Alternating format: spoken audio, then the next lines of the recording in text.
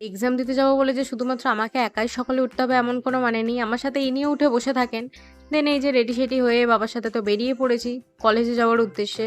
And এই যে আমার বাবা রাস্তায় দেখি যে সুন্দর পেয়ারা বিক্রি হচ্ছে। আমাকে পরীক্ষা দিতে নিয়ে যাওয়ার আগে এই যে উনি পেয়ারা কিনতে লেগে গেছেন।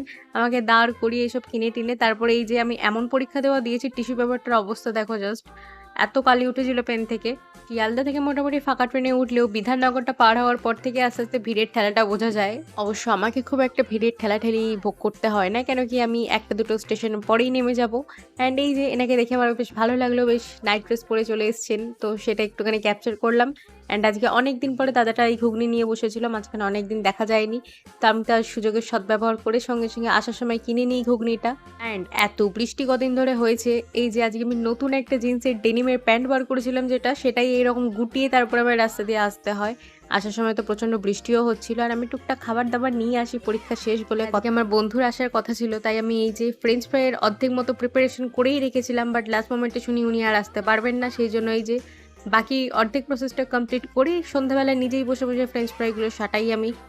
শুধু ফ্রেঞ্চ ফ্রাই খেলে তো হয় না, সাথে এই যে চকলেট একটা শেক মতো বানিয়ে রেখেছিলাম সেটাও খেয়েছিলাম। ওর বদলে আমি সমস্ত কিছু খেয়ে দিয়ে নিই আর কি। দিন সন্ধ্যাবেলা এসেছিল একটা পার্সেল, সেটাই নিয়ে আসি।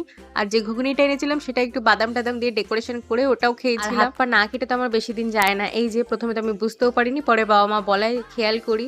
তো যাই হোক, রাত্রেবেলা খেয়েছিলাম এই লাভ বাইটটা। তো দ্যাট ইজ ইট, বাই।